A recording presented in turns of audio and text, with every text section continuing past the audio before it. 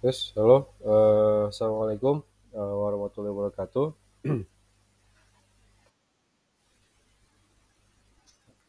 Oke, terima kasih yang sudah hadir. Baik, kita lanjutkan pertemuan yang ke-10 ya. Melanjutkan dari yang 4 model transportasi ya. Udah ya. Kemarin terakhir pemilihan moda. Nah, yang sekarang kita masuk yang keempat, yaitu uh, trip assessment model atau route choice model atau model pembebanan perjalanan. Ya. Hari ini kita masuk materi tentang model pembebanan perjalanan ya, atau pemilihan rute ya atau rute perjalanan.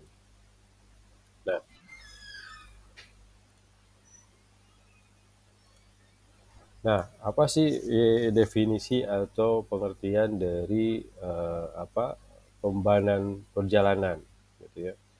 Nah, pembayaran perjalanan itu adalah suatu proses di mana permintaan perjalanan, ya, permintaan perjalanan itu didapat dari kemarin tahapan distribusi, ya, distribusi perjalanan itu ada bebanan, ya, atau istilah nama volume lalu lintas, ya, berapa volume lalu lintas itu disebut juga pembebanan distribusi, ya. Nah, itu disebut dengan pembebanan perjalanan. Jadi tiap jalan itu kan satu ruas jalan itu ada namanya nanti berapa volume lalu lintasnya ya per harinya. Nah, itu disebut dengan pembawanan lalu lintas ya atau pembawanan perjalanan.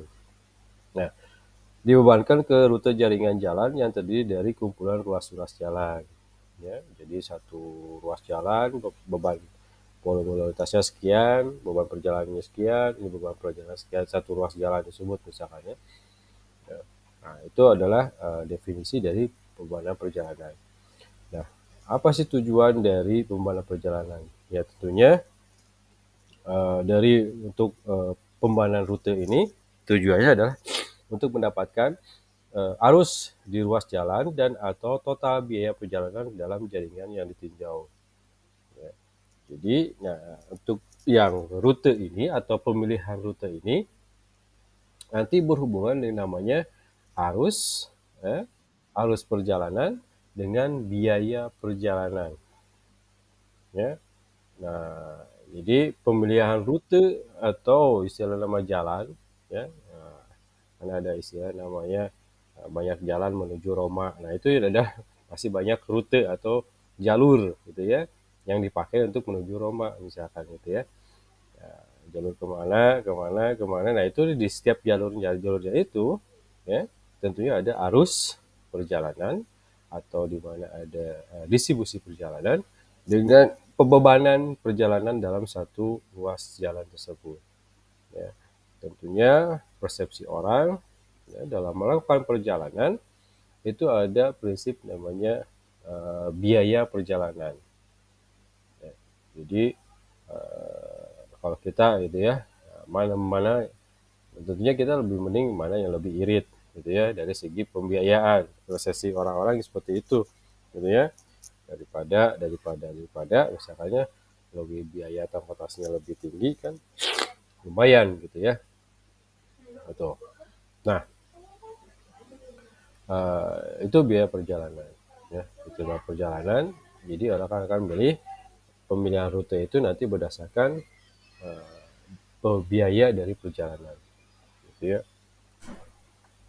Nah, dalam tahapan pemodelan untuk pemilihan rute ini ya, terjadi interaksi langsung ya antara permintaan dan penyediaan atau demand dan supply ya, yang hasilnya dijadikan sebagai ukuran dalam penilaian kinerja atau performance jaringan jalan akibat adanya perubahan atau skenario permintaan atau penyediaan ya. Jadi di pemilihan rute ini dimodelkan ya berdasarkan nanti hasil data dari pembangunan jalan dan pembiayaan ya. Nanti kelihatan setelah dapat hasil pembangunan pembiayaan itu nanti dapat didapatkanlah permintaan dan penyediaan rute ya. Nah, nanti berakibat istilah nama gini ya, secara simpelnya terhadap performance gitu ya. Ada dua jalur misalkan ya, ada dua jalur ya, nu hiji jalur misalkan dari A ke B gitu ya. Ada dua jalur gitu ya. Nah, nanti apa ada whiteboard nggak susah.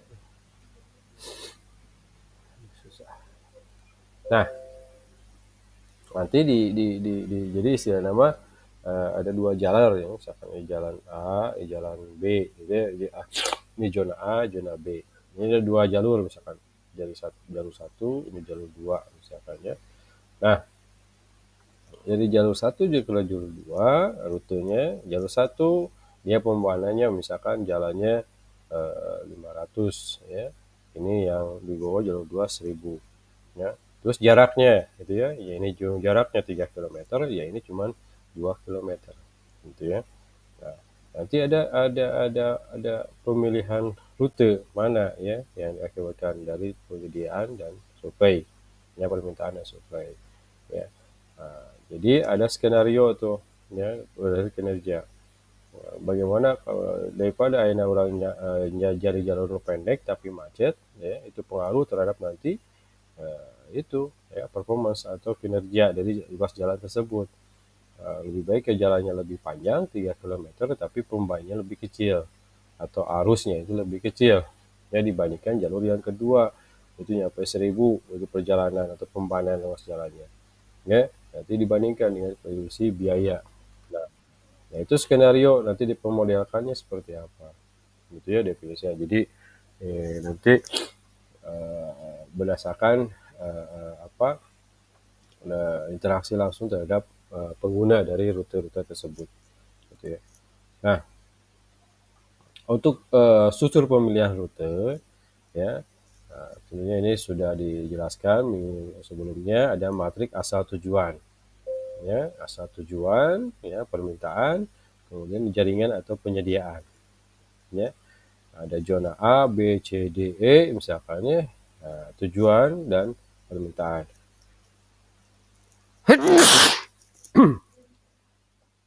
Tujuan asal dan tujuan. Jadi zona A ke B, B A ke C, A ke D, A ke C itu ya jaringannya. Nah, juga penyediaan jalannya. Aduh, mohon maaf ya. Bentar.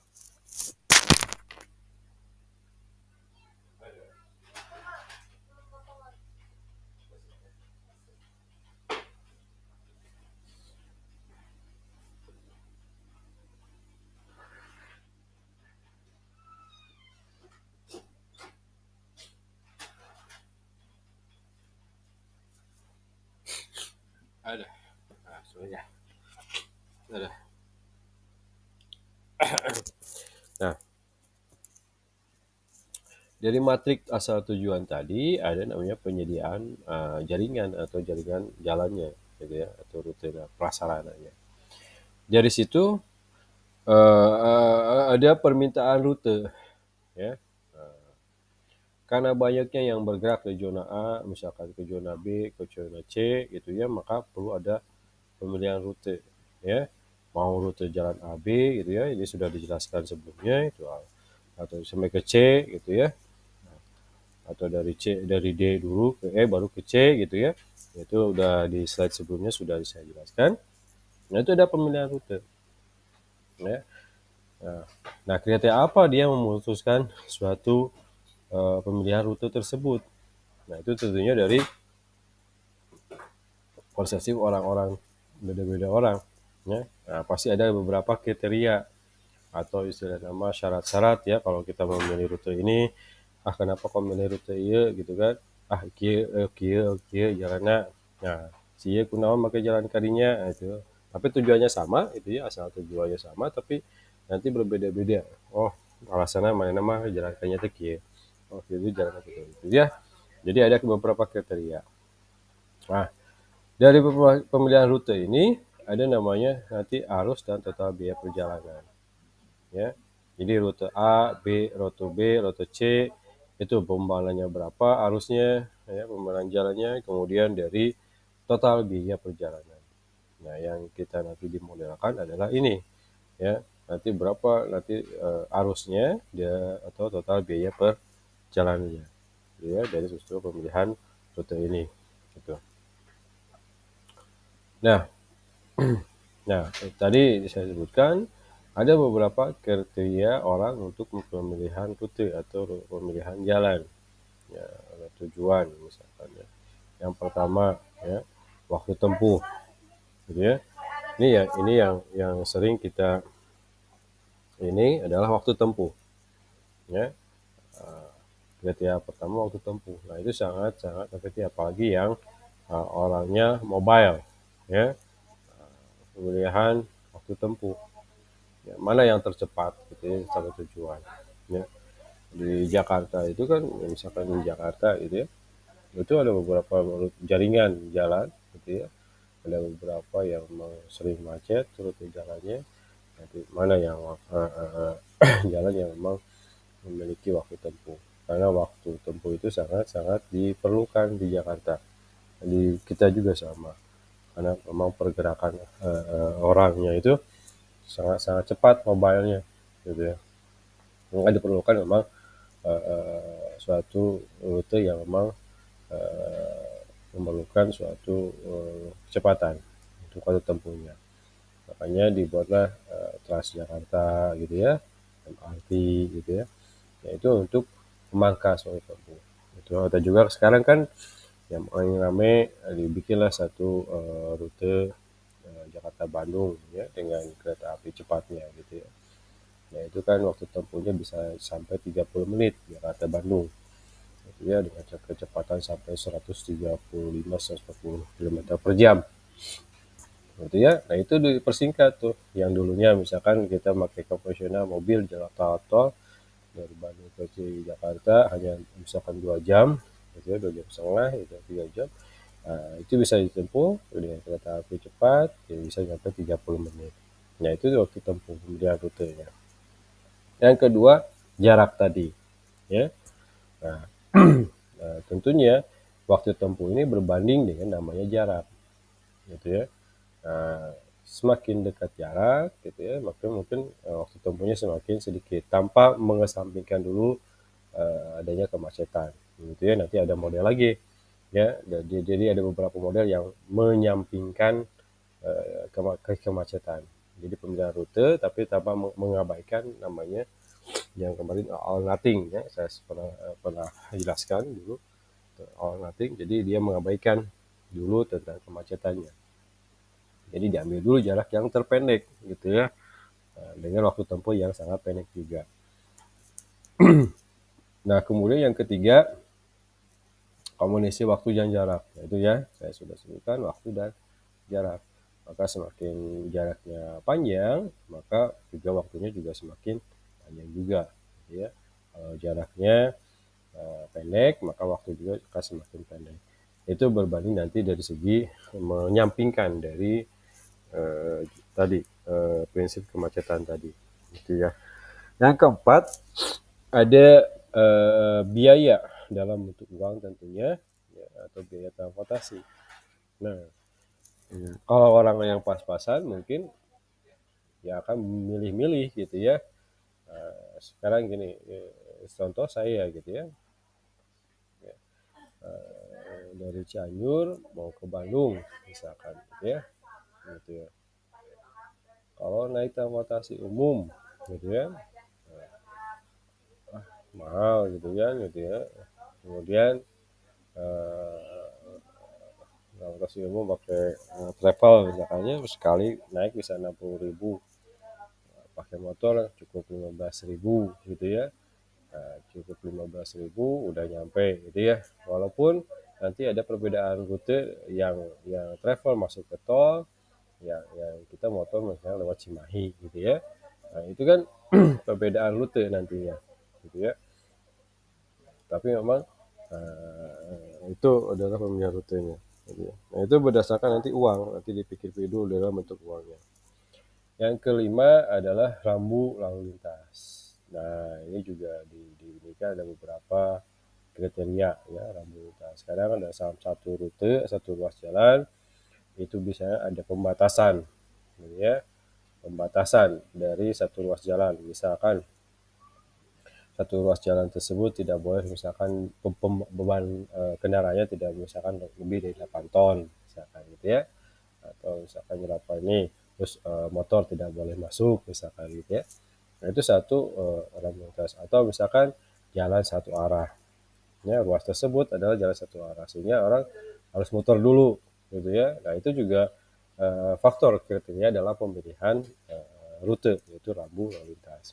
Nah yang keenam juga adalah keselamatan, tentunya keselamatan. Nah ini juga faktor kriteria pemilihan rute.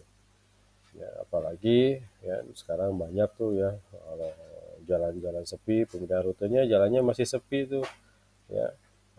Atau kita lewat malam, lewat ke situ, misalkan jalannya sepi gitu ya, itu juga faktornya kan begat ya gitu kan.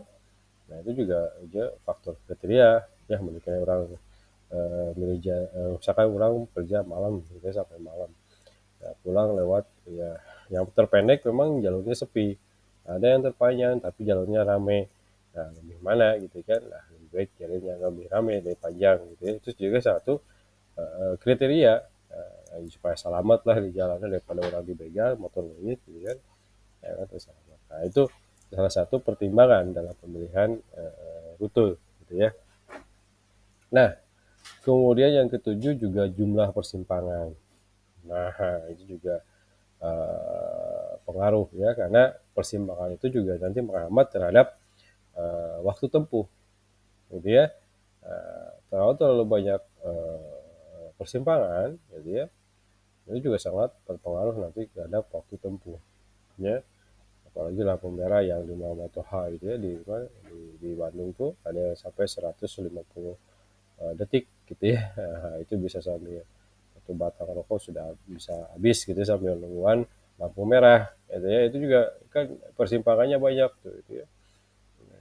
Nah itu juga jadi salah satu pertimbangan ya, itu jumlah persimpangan. Yang ke-8 itu adalah kondisi permukaan jalan ya. Jadi yang apa yang sehari dijadikan apa faktor ya pertimbangan untuk pemilihan rute, yaitu kondisi permukaan jalan gitu. Kondisi permukaan jalan ini adalah yang memang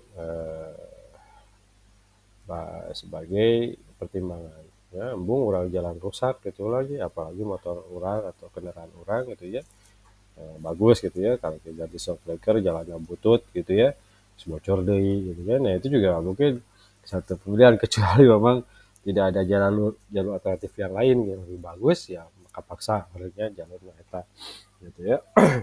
Nah ini adalah kondisi dari jalannya, apakah rusak gitu ya, apakah mulus, itu juga satu beberapa faktor pertimbangan. Jadi itu ya kriteria kita misalkan pemilihan satu rute ya, waktu tempuh, jarak, kombinasi waktu jarak, yang keempat biaya dalam bentuk uang, kemudian rambu lintas, yang keenam keselamatan, yang ketujuh jumlah persimpangan, dan ke-8 adalah kondisi dari permukaan jalan.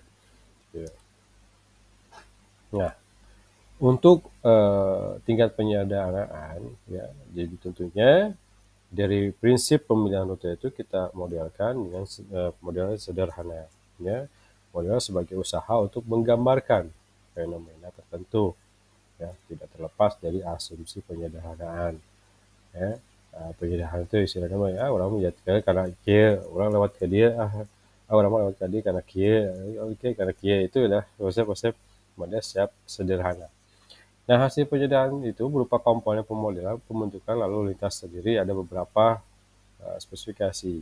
Yang pertama spesifikasi jaringan, spesifikasi MAT atau asal tujuan, ya, spesifikasi pergerakan arus, kemudian yang keempat problem rute terpendek, ya, yang kelima algoritma dalam pencapaian prinsip perrutean, ya. Spesifikasi jaringan, ya, nah, jaringan jalan. Ada kadang-kadang satu zona per zona yaitu cuma hanya satu jalur itu saja gitu ya. Kita mau ke lewat situ ya itu lewat jalan satu-satunya itu jaringan, atau bisa ada beberapa jaringan, ada 3 atau 4 jaringan kita bisa nyampe ke zona tersebut, ke daerah tersebut. Kemudian asal tujuan itu juga pengaruh ya, spesifikasi asal tujuan gitu ya. Kalau zona yang kita tuju adalah zona yang memang kurang ya, kurang bangkitannya, itu juga pengaruh terhadap pembuanan dari rutenya atau pergerakan arusnya gitu ya. Sebentar.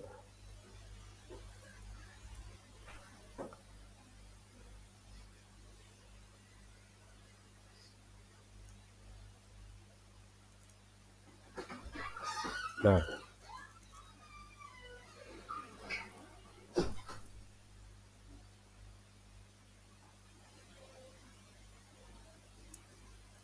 nah, nah untuk penyederhanaan model ya, yang pertama spesifikasi jaringan antar kota ya adalah dipilih untuk jalur yang dominan saja.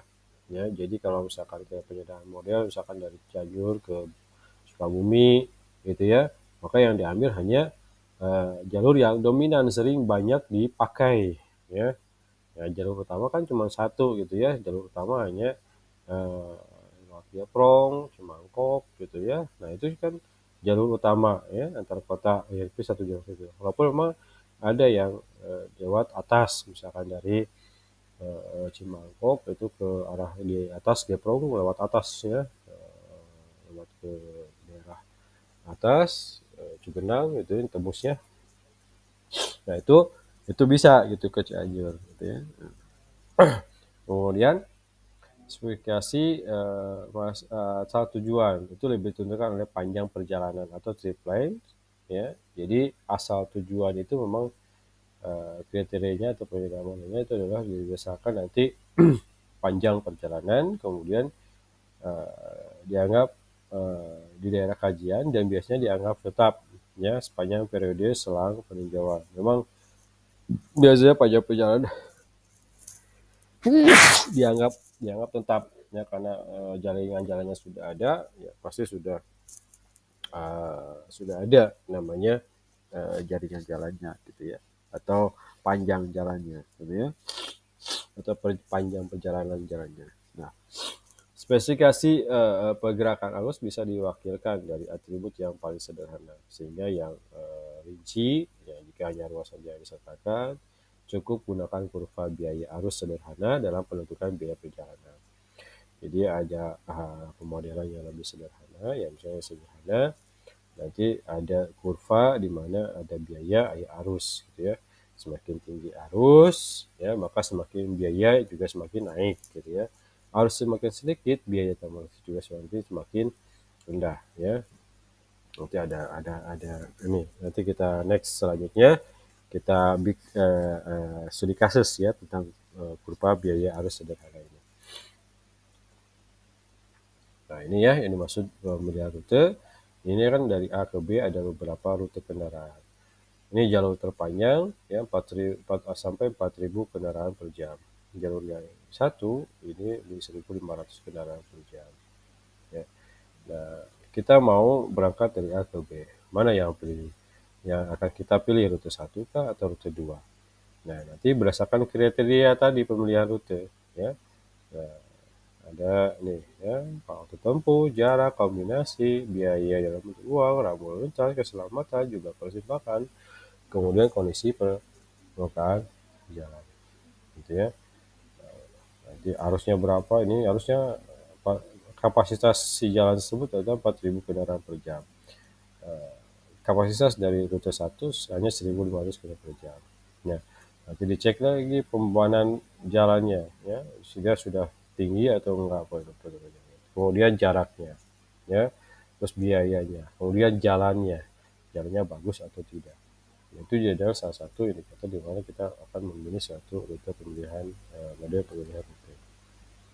Nah, untuk prinsip perutean ya, prinsip khusus dalam pembangunan adalah nanti dia menggambarkan ya, kondisi akhir hasil pembangunan dan yang mungkin terjadi berdasarkan perilaku pengendara pada umumnya.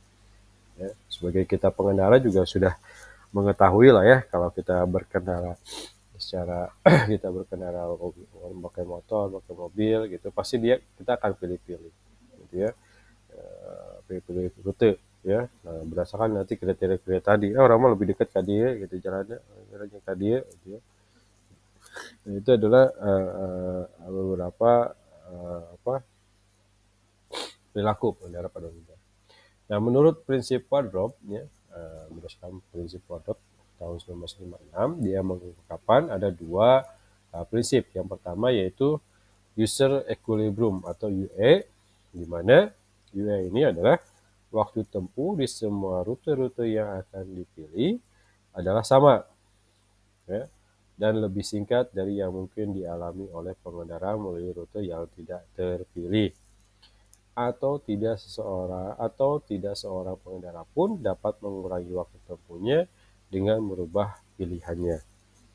Jadi user equilibrium atau UA ini menurut prinsip Wardrop yaitu waktu tempuh di semua rute yang dipilih adalah sama, ya. Jadi tadi misalkan tempuh yang rute 1, rute 2, ini waktu tempuhnya sama, ya. Jadi sama dan lebih singkat dari yang mungkin dialami oleh pengendara rute yang tidak terpilih, ya. Bisa lebih singkat gitu ya. Nah, misalkan kita pilih hanya rute 1, tapi tetap aja sama gitu ya, rute 2 juga sebenarnya waktunya juga sama, tapi bisa lebih singkat dengan apa yang rute 2 berdasarkan nanti apa pembuanan lalu lintasnya atau pembuanan dari perjalanannya gitu ya. Dan tidak seseorang pengendara pun dapat mengurangi waktu tempuhnya dengan merubah rute pilihannya. Ya, tetap sama. Mau rute 1, rute 2, tetap aja waktunya segitu-gitu gitu ya. 2 jam misalkan gitu ya. Ya udah 2 jam sama-sama 2 jam. Dan ini Cianjur Sukabumi jalur yang sama di atas ya sama misalkan gitu ya. Waktu tempuhnya sama. Setengah jam 40 menit gitu ya. Sejam. Nah, yang kedua adalah sistem optimum atau SO gitu ya. Sistem SO ini adalah total biaya perjalanan secara minimum, ya. Jadi berapa perjalanan yang minimum untuk yang dipilihnya adalah yang minimum, ya. Menurut prinsip Wardrop ada dua untuk perutuan. Jadi waktu yang di rute yang dipilih sama waktunya, yang kedua adalah biaya yang minimumnya, gitu ya, biaya dari pemilihan rutenya. Nah, untuk OE ini ya merupakan gambaran deskripsi perilaku pengendara di jaringan. Sedangkan SO merupakan gambaran normatif ideal yang dicapai. Karena SO ini adalah biaya perjalanan ini juga tergantung dari status atau strata ekonomi. Ya, anu pas-pasan makan mikir-mikir pulang ke mana-mana oke gitu ya. Biaya perjalanan gitu ya. Lebih irit karena pakai motor ya, bensin cukup 20.000 ge nyampe gitu kan. Tak plus naon eureun boros bensin gitu ya, plus rokok gitu kan, ngopi di jalan gitu ya. Daripada aya naik angkutan umum misalkan bisa lebih ya dari 20.000, misalkan bisa nyampe 100.000 atau 50.000 misalkan dari Cianjur ke Bandung. Saya mending menaik motor lebih irit gitu ya, cuma 20.000 misalkan bisa nyampe ke Bandung ya. Itu beda-beda orang mending naik kendaraan umum lebih enakan gitu. Travel mending naik travel kepanasan, kehujasan di AC gitu ya. Nah, tapi emang harus mengeluarkan kos atau biaya transportasi yang cukup tinggi gitu ya dari yang naik motor. Nah, itu memang beberapa deskripsi ya perilaku pengendara di jaringan seperti itu ya. Atau yang itu berdasarkan jaringan orang meningkatnya rute ke Bandung misalkan orang mending lewat tol, orang mending lewat ke dia gitu kan, Cimahi gitu ya ke Bandung teh gitu kan, atau misalkan lewat motor ke mana ke Ciwidey gitu kan, ke Cianjur Selatan gitu kan, selatan langsung tembus ke Ciwidey misalkan ke Bandung. Nah, itu rute-rutenya gitu ya kalau mau kita nyampe ke Bandung gitu. Nah, itu suatu gambaran dari tiap tiap pengendara, dari sisi pengendara ya, idealisnya. Nah, SO ini yang kedua adalah SO ini biasanya dipakai sebagai tolak ukur jaringan dalam arti seberapa jauh usulan rencana perubahan sistem jaringan jalan dan lalu lintas berdasarkan SO, ya, berdasarkan nanti biaya, ya, biaya minimum, ya. Jadi orang tidak mengeluarkan terlalu banyak biaya kos atau biaya transportasi, ya, karena memang biaya transportasi itu cukup tinggi, ya, mahal, gitu ya, biaya transportasi, apalagi kita memakai transportasi umum, ya, itu lumayan, ya, untuk kosnya itu cukup tinggi, gitu ya. Nah, ini klasifikasi model pemilihan rute. Ada kriteria tadi, ya, ada efek batasan pertimbangan, kalau misalkan tidak, efek ekspektasis pertimbangan, tidak, dan ya. Efek ekspektasis untuk yang efek batasan, ini namanya all nothing, ya. Tidak artinya menyampingkan semua kriteria-kriteria tadi, all nothing, gitu ya. Yang penting cepat, contohnya bisa di ini, biaya tidak di, kemacetan tidak diabaikan, persimpangan juga tidak diabaikan, keselamatan diabaikan, itu all nothing, gitu ya. Pasti tidak ada batasan. Kalau misalkan pertimbangannya ke sales murni itu ya, ya, ekspektasinya itu ya dari pemilihan rute, dari beberapa kriteria tadi ya, kalau ya, nah, pasti ada ekspektasi murni, artinya dia mikir-mikir dalam pemilihan rutenya, ya. Yang kedua, ekspektasi pertimbangan untuk keseimbangan wardrobe, ya, artinya ada keseimbangan dari beban perjalanan dengan biaya atau kos perjalanan. Jadi seimbang, pembayaran sekian, maka pembiayaan juga sekian. Worth it, gitu ya, artinya seimbang. Gitu. Jangan sampai kita perjalanannya misalkan 2 km, tetapi biaya kosnya bisa nyampe lebih dari 2 km. Misalkan, ya. Nah, itu keseimbangan dari wardrobe. Nah, nanti kita cobalah nanti yang studi kasus yang ini keseimbangan wardrobe, gitu ya. Kemudian keseimbangan penggunaan statistik atau KPS, gitu ya. Nah, ini berupa nanti beberapa pertimbangan berapa tadi pemilihan rute tadi kriterianya, gitu ya. Nah, yang pertama kan tadi metode all nothing. Kalau all nothing itu memang dia metode ini dalam pemilihan rute ini dia mengasumsikan bahwa proporsi pengendara dalam memilih rute hanya tergantung pada asumsi pribadi secara fisik, setiap ruas, dan tidak tergantung pada tingkat kemacetan, ya. Jadi dia mah all nothing, artinya dia menyampingkan seberapa tingkat kemacetan. Jadi hanya asumsi pribadi saja. Berapa menggunakan lewat KDI, lewat KDI, gitu ya. Nah, semua pengendara berusaha meminimumkan biaya perjalanan, tentunya gitu ya. Nah, pastinya kita berpikir semua yang melakukan perjalanan pasti memikirkan cost-nya atau biaya perjalanannya. Ya, tentunya juga tergantung pada karakteristik jaringan jalan dan asumsi pengendara. Ya, ini asumsi dan jaringan jalan. Ya, itu jalan kadinya, nah, gitu kan, itu juga salah satu apa asumsi, ya, biaya perjalanan. Kemudian rute terpendek. Rute terpendek hanya mungkin didapatkan secara manual untuk jaringan yang sederhana, bukan untuk jaringan luas, jalan yang luas. Ya. Jadi memang ini hanya dipakai untuk rute pemilihan all nothing, metode all nothing ini hanya memang dipergunakan untuk rute terpendek yang mungkin ya, tidak diambil ya rute yang terpanjang. Walaupun dia pendek, gitu ya, padahal sering macet itu jalur terpendek itu, tetap ya pakai aja jalan itu, gitu ya. Itu hanya sederhana aja persepsi dari pengendaranya. Yang kedua, ada namanya batasan kapasitas, ya, atau metode batasan kapasitas. Nah, model ini dia memperhitungkan tentunya faktor kemacetan, ya. Nah, artinya ada keterbatasan kapasitas, ya, dengan menghubungkan secara matematis antara rata biaya dengan arus lalu lintas, ya. Nah, jadi metode batasan ini ada memperhitungkan biaya dan arus atau pembangunan dari lalu lintasnya, gitu ya. Nah, model ini lebih realistis, artinya dibandingkan ya dengan ongkos dan arus ya.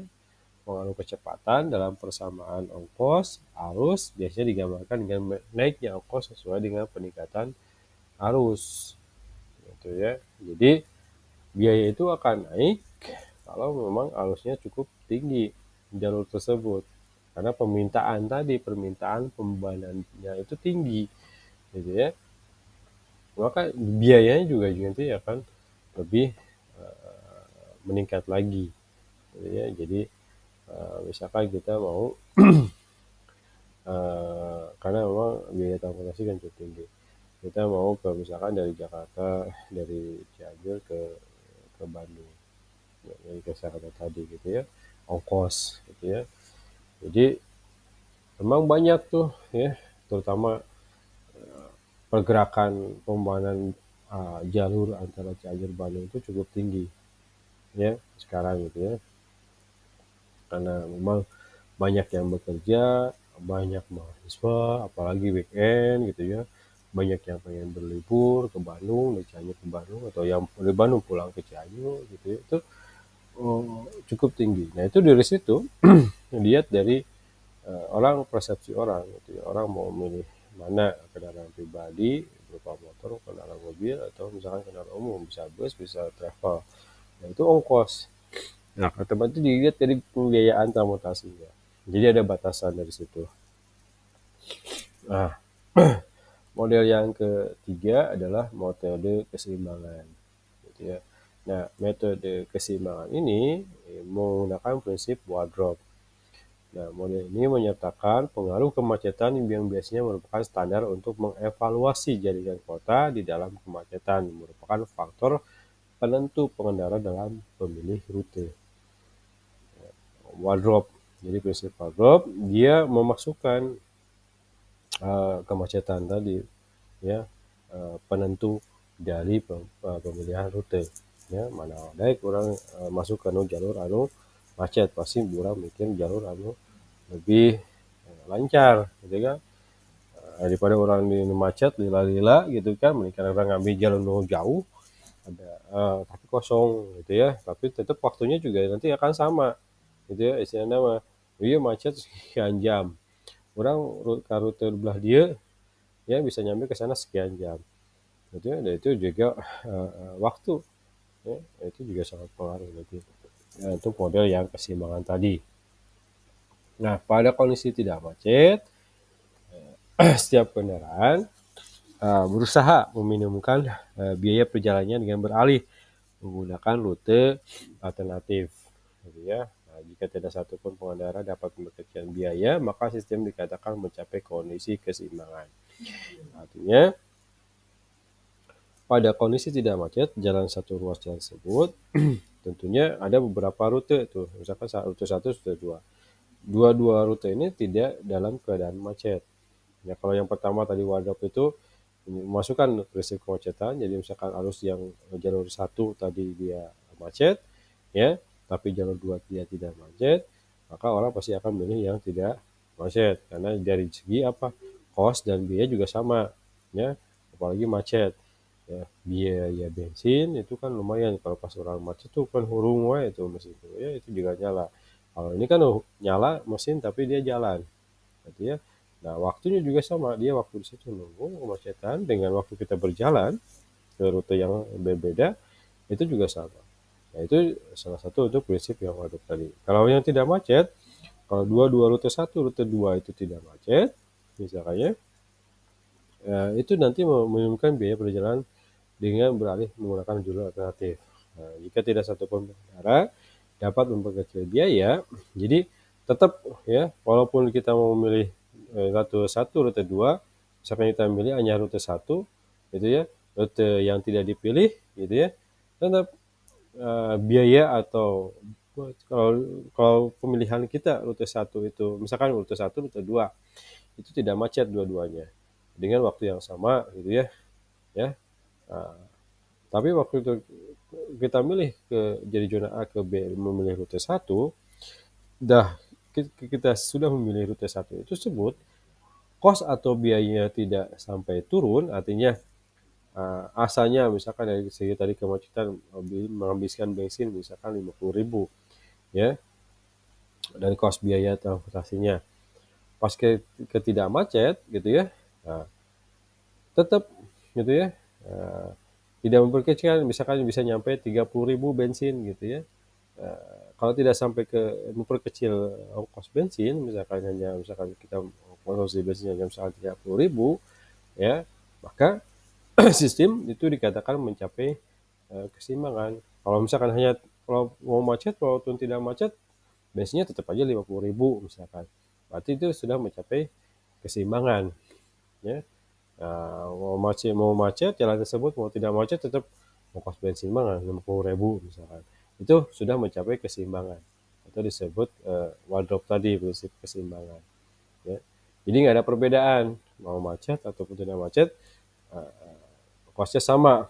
Kalau misalkan dalam pemilihan rute, kalau pemilihan rute yang tidak macet itu bisa diturunkan kosnya, misalkan nyampe misalkan hanya 30.000 bensinnya gitu ya, konsumsi bensinnya hanya 30.000 misalkan. Kalau tidak sampai ke menurunkan biaya perjalanan, itu maka disebut tidak seimbang gitu ya. Dikatakan seimbang kalau misalkan keadaan macet dan tidak macet, kos tetap bensinnya itu tetap 50.000, itu sama aja gitu ya. Itu disebut keseimbangan atau wardrobe tadi. Nah, kemudian dalam teknik metode keseimbangan ini, ya, dalam teknik keseimbangan ini diasumsikan bahwa pengguna jalan itu memiliki informasi yang lengkap mengenai keberadaan jaringan jalan, sehingga setiap pengendara itu akan berusaha mengurangi waktu atau ongkos perjalanan.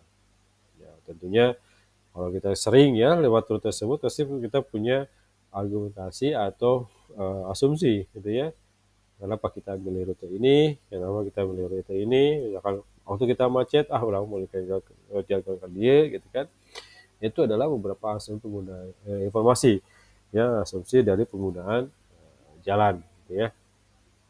Nah, prinsip keseimbangan ini penting ya untuk mempertahankan konsistensi dalam mengevaluasi berbagai alternatif rencana. Artinya misalkan ada beberapa rute, ada beberapa zona gitu ya. Nah, nanti rute tersebut dikasih pembangunan jalannya sekian, perjalanan jalannya sekian, mana yang lebih dari uh, alternatif dari pembiayaannya. Ya kalau misalkan rute tiganya sama, ya rute-rute dari kos, biaya gitu ya, nah, itu masih dari ketiga rute tersebut untuk kosnya sama, waktunya sama dalam melakukan perjalanan, maka itu disebut keseimbangan. Kalau misalkan ada salah satu yang memang satu, dua itu sama, tapi tiga tidak sama, artinya dia rute tiga itu bisa menurunkan biaya bensin. Nah, itu berarti dia tidak masuk dalam metode keseimbangan, artinya tidak masuk ke dalam prinsip wardrobe. Gitu ya. Jadi ketiga jalurnya itu harus sama kalau mau masuk kita planning perencanaan tentang metode keseimbangan tadi. Ya, bisa beberapa alternatif. Gitu ya.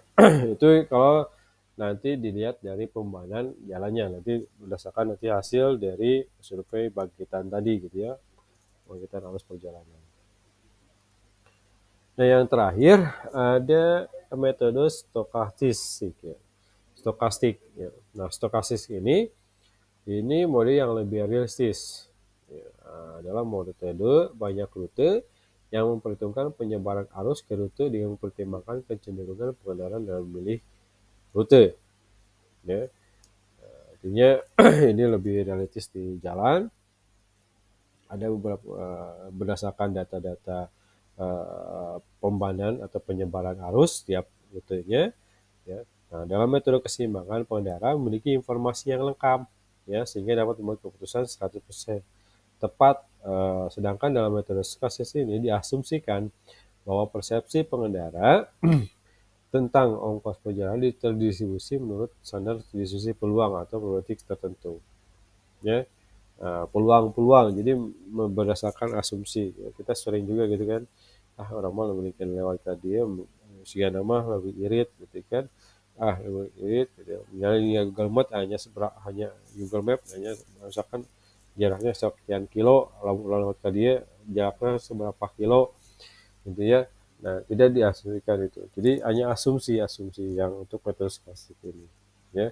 Sehingga informasi-informasi tersebut eh, bisa membuat dia mendapatkan keputusan dalam pemilihan rute tersebut gitu. Nah, pengendara ini diasumsikan akan mengambil rute tercepat tentunya, tetapi tidak yakin mana rute tercepat tersebut ya. Karena kan kita lihat di Google Map tuh gitu ya, sering tersesat oleh namanya Google Map gitu ya. Kita nggak tahu rute dipilih kan, kalau kita kita pakai aplikasi Google Map gitu kan ada dikasih pilihan rute. Ada yang biru yang utama, ada yang kedua, ada yang ketiga rutenya gitu ya.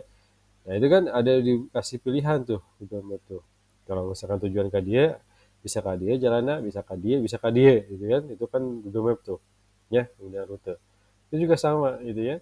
Nah, karena kan memang Google Map itu hanya berdasarkan jalur-jalur yang terpendek yang dipakai gitu ya.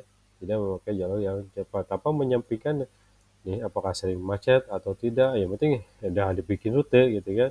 Nah, rute ke dia karena dia macet tentu. Nah, itu informasi itu kita nggak tahu gitu ya. Ketika jalur tersebut misalkan yang dikasih Google itu kita tidak tahu ini kondisi jalannya seperti apa ya ketiga ini ya, kita tidak tahu karena mau misalkan yang baru ke jalan tersebut gitu ya, ini kondisi tersebut. Nah, itu juga gak baru. Apakah di jauh sini sering macet atau tidak atau gimana ya. Kadang-kala gini ya, kalau Google Map itu ada satu arus jalan yang memang misalkan di situ warnanya merah ya, karena kan kalau Google Map itu berarti berdasarkan GPS ya, yang memang dipegang oleh handphone ya. Pernah kan dulu ada yang penelitian jalannya kosong tapi dia bawa handphone banyak di keranjang gitu ya, bawa handphone di keranjang, semua aktif internet, semua aktif GPS, itu di Google Map dia warnanya merah padahal jalannya adalah kosong gitu ya. Jadi dia berdasarkan berapa orang yang lagi ramai di situ yang pegang handphone di situ. Nah, tentunya dengan GPS-nya yang aktif gitu ya. Kalau misalkan handphonenya aktif di situ ya, pasti kelihatan warnanya merah gitu ya. Berarti oh macet gitu ya, banyak orang. Belum tentu misalkan di situ pun misalkan ada acara konser kah, apakah ada kawinan kah atau apa, yang jalan aja gitu ya, yang berjalan atau yang kumpul-kumpul pinggir jalan kan kita nggak tahu gitu ya. Ternyata yang banyak itu di pinggir jalan gitu ya, yang kumpul di pinggir jalan banyak. Oh, ternyata kemacetan hanya itu, bukan kendaraan gitu ya. Nah, itu juga asumsi kita tidak tahu ya, rute-rute tersebut gitu ya. Nah, itu ya yang dimaksud dengan secara acak tadi gitu ya. Nah, untuk model skottastik murni hanya cocok untuk rural road, sedangkan untuk model skottastik dengan batas kapasitas baik digunakan untuk perkotaan. Jadi yang skottastik murni ini yang memang jalur-jalur atau rute yang memang di luar perkotaan ya, jalur-jalur yang memang di luar zona gitu ya. Zona kota B, kota B pasti ada jalur-jalur ya penghubung ya. Nah, itu biasanya itu yang dipakai. Nah, kemudian untuk yang skottastik dengan batasan kapasitas biasanya digunakan untuk daerah perkotaan ya. Tadi kan ada batasan kapasitas itu berdasarkan tingkat rambu lalu lintas gitu ya, persimpangan gitu ya, itu adalah batasan-batasan kapasitas gitu ya. Biasanya memang di dalam kota itu cukup tinggi untuk batasan-batasan kapasitas gitu ya. Nah, untuk metode SKATES ini itu dikembangkan ya oleh model Bruro tahun 68, kemudian model Skarlovic tahun 68 juga, dan model Dial tahun 1971. Itu ya. Itu beberapa metode ya dalam prinsip perutean ya. Ada pertama nanti untuk prinsip perutean itu mengacu kepada prinsip wardrobe ya, waktu yang ditempuh, kemudian biaya perjalanan ya. Kemudian tadi ada untuk memodelkan suatu rute perjalanan, ya, ada 4 metode, ya, metode all nothing gitu ya, kemudian metode batasan kapasitas, kemudian metode keseimbangan, dan yang keempat adalah metode stokastik. Nah, mungkin di minggu depan kita akan mencoba metode keseimbangan, ya, karena untuk keseimbangan ini itu memasukkan data tentang kemacetan, ya. Nah, kondisi di kita kan memang sering macet tuh, ya, dalam kota, luar kota pasti macet. Nah, nanti Sukabumi Cianjur oke kan ada beberapa zona yang sering macet tuh, ya.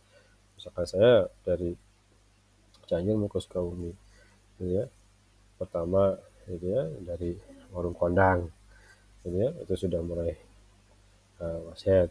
Kemudian masuk lagi ke Geplong, ya, udah pasar macet lagi, gitu ya. Nanti kalau barang pabrik gitu ya macet lagi, itu udah beberapa pemilihan rute gitu ya macet lagi. Nanti di daerah pas waktu jembatan itu kan berduyun-duyun dan launan ya turunnya, pas waktu mau ke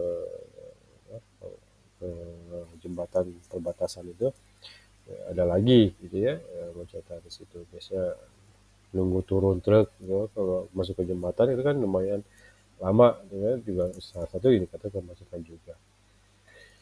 Kemudian nanti di mana lagi pas masuk Sukabumi ada lagi titik kemacetan. Nah, itu juga jadi bahan pertimbangan nanti untuk model keseimbangan ini. Ya, nanti minggu depan lah kita bahas tentang studi kasus tentang metode keseimbangan ini, gitu ya, atau prinsip Wadok ini. Jadi lihat nanti hasil dari model ini adalah nanti apakah biaya itu bisa diturunkan dengan beberapa rute tersebut atau sama. Jadi kalau misalkan semua eh, kalau misalkan dari 3 rute itu seimbang, misalkan rata dari cost dan biaya perjalanannya, maka disebut rute keseimbangan atau wajar. Kalau misalkan ada salah satu rute yang bisa di cost-nya atau cost perjalanannya itu diturunkan, itu masuk ke tidak masuk ke dalam metode keseimbangan atau all nothing, gitu ya. Ya nanti masuk ke stokastik tadi, ya, pemilihan dari rute arusnya. Oke, itu mungkin ya pengantar dulu tentang prinsip pemilihan rute, gitu ya, dengan model-model tadi. Minggu depan mungkin kita lanjutkan dengan studi kasus penggunaan metode-metode tadi dalam pemilihan rute, gitu ya. Oke, mungkin ada yang ditanyakan sampai sini? Tidak ada ya? Cukup ya? Halo? Oke. Cukup. Oke. Oke, saya absen dulu ya. Yang pertama ada Robi, ada Robi? Robi ada nggak? Tidak ada ya. Robi tidak ada. Dika Fauzan ada? Dika Fauzan ada, nanti nyaut. Kembarana ya? Dikia ya. Kembaran ya. Upin Ipin. Rizky Mardiansah. Rizky Mardiansah ya? Nggak ada ya. Rizky Mardiansah nggak ada. Galih Patria ya? Galih hadir, oke. Oke, siap. Fadila Fajar ya? Firmansyah ya? Ada. Muhammad Al-Farizia ya? Aduh. Hakam Abadi Fatur Rahman? Hakam ya, Hakam? Ada. Muhammad Haika Ramdan? Tidak ada juga. Ragil? Ya. Ragil ya, Ragil? Oh, mana tadi ya si Ragil. Oh, Ragil. Oh, sare orangnya. Muhammad Zulfikar Firdaus. Ya, Zulfikar. Ya ya. Si Sare. Siap siap. Isaha deh. Tito kareknya asup. Absen Tito karek asup. Hadir. Wapik, Wapik kayak Wapik. Oke. Oke, oke, mungkin sampai sini dulu kuliahnya. Saya agak kurang ini lagi lagi bersin-bersin dulu tadi tuh. Jadi minggu depan kita lanjutkan dengan studi kasus keempat model tadi, terutama nanti saya lebih cenderung ke model yang wardrobe tadi, keseimbangan tadi, supaya nanti rute mana yang memang uh, cost-nya itu bisa diturunkan atau pembiayaannya. Oke, terima kasih yang sudah hadir. Saya ucapkan tutup. Assalamualaikum.